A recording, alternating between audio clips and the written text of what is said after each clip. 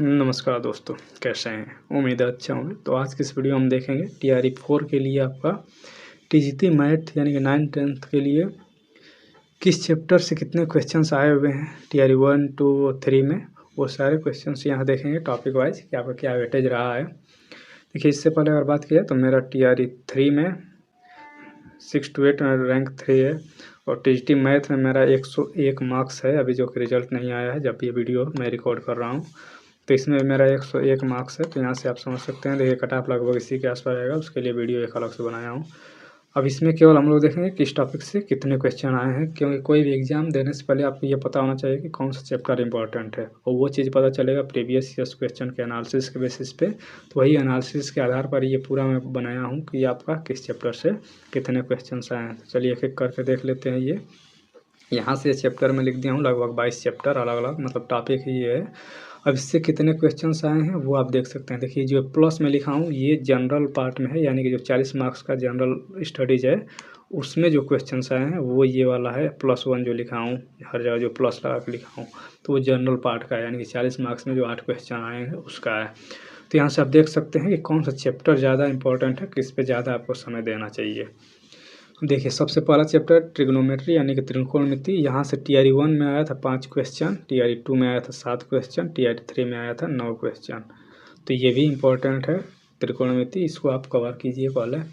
Mensuration और geometry मतलब क्षेत्रमिति और ज्यामिति से जो है टीआरई 1 में 18 क्वेश्चन आए थे, इन दोनों चैप्टर को मिला के। टीआरई 2 में 24 क्वेश्चन आए थे, जो आपका इधर 80 मार्क्स है उसमें, और एक क्वेश्चन आया था आपका जनरल जो आप पार्ट है मतलब 40 मार्क्स का उसमें।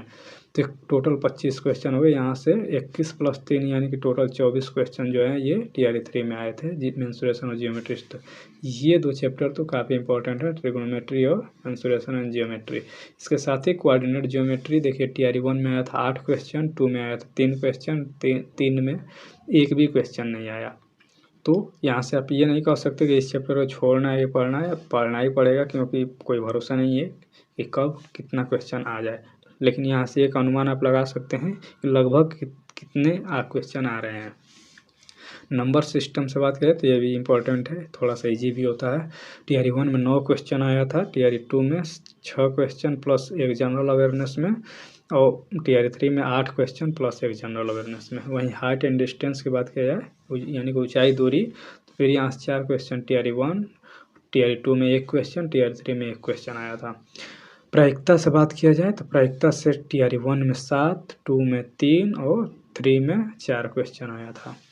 स्टैटिस्टिक्स यानी कि सांख्यिकी में, जिसमें आप मीन, मीडियन, मोड अर्थात आपका जो है माध्य और माध्यिका और बहुलक जो है उससे क्वेश्चन जो है टीआरई 1 में 3, 2 में 4 और अब टीआरई 3 में 4 क्वेश्चन आया था। अरिथमेटिक प्रोग्रेशन के बाद क्या है यानी समांतर श्रेणी, तो इससे 6 क्वेश्चन आया था टीआरई 1 में, 2 में 1 क्वेश्चन और 3 में एक भी क्वेश्चन नहीं आया। तो यहाँ से आप इसका पैटर्न पकड़ सकते हैं। तो इसका पैटर्न तो पकड़ाएगा नहीं, लेकिन पढ़ना तो पड़ेगा। 2-3 तो फार्मूला है, वो एक दिन में आसानी से इसको कवर कर सकते हैं। पॉलिनोमियल में, जिसमें आप बहुपद, द्विघात समीकरण, इन सब को देख लिया जाए, जिसमें आपका रूट पूछ देता है यानी कि मूल, तो उससे संबंधित क्वेश्चन बहुत ज़्यादा रिपीट हुए हैं। तो इस चीज़ को आप देख सकते हैं, ये आपका 10th के एनसीईआरटी में मिल जाएगा सेम टू सेम क्वेश्चन। तो वहाँ से आप इसको कवर कर लीजिए, सही से फार्मूले 2-3 हैं वो आप देख लीजिएगा।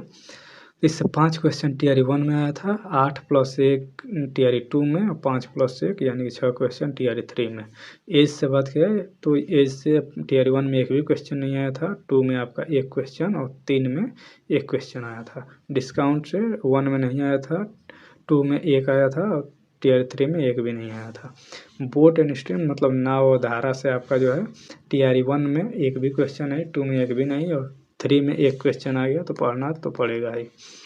टाइम एंड डिस्टेंस, जिसमें ट्रेन भी अब मैं इंक्लूड कर दिया हूँ, तो इससे टीआरई 1 में 3 क्वेश्चन आया था, टीआरई 2 में 1 भी नहीं और 3 में भी 2 क्वेश्चन आया है। टाइम एंड डिस्टेंस, इसमें ट्रेन से भी रिलेटेड क्वेश्चन अगर देखा जाए तो। टाइम एंड वर्क का है, जिसमें आपका क्वेश्चन पूछ देता है कि इतने आदमी मिलकर इतने दिन में करते हैं, तो उस काम का इतना भाग कितने दिन में होगा, या फिर ऐसे आदमी बढ़ा दिया जाए तो कितने दिन में होगा। तो ऐसे क्वेश्चन जो हैं ये टीआरई 1 में एक भी नहीं, 2 में 1 क्वेश्चन और 3 में 4 क्वेश्चन आए थे। परसेंटेज का बात किया तो देखिए परसेंटेज इंपॉर्टेंट तो है, भले डायरेक्टली क्वेश्चन इससे आपको नहीं देखने को मिलेगा मतलब, लेकिन दूसरे चैप्टर को समझने के लिए परसेंटेज आपको आना चाहिए। तो टीआरई 1 में डायरेक्टली क्वेश्चन नहीं देखने को मिले थे, लेकिन दूसरे चैप्टर को और जोड़ कर देखा जाए, जैसे आपका इधर से कोऑर्डिनेट, इसमें मेंसुरेशन ज्योमेट्री में तो आपको इसमें भी परसेंटेज का यूज होता है, तो परसेंटेज आपको छोड़ना नहीं है, तो पढ़ना ही पड़ेगा।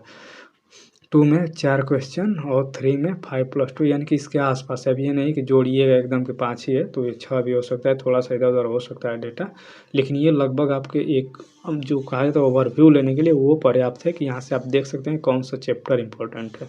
इंस्टॉलमेंट से आपका एक भी क्वेश्चन नहीं आया था, 6 to 8 में क्वेश्चन आया हुआ है।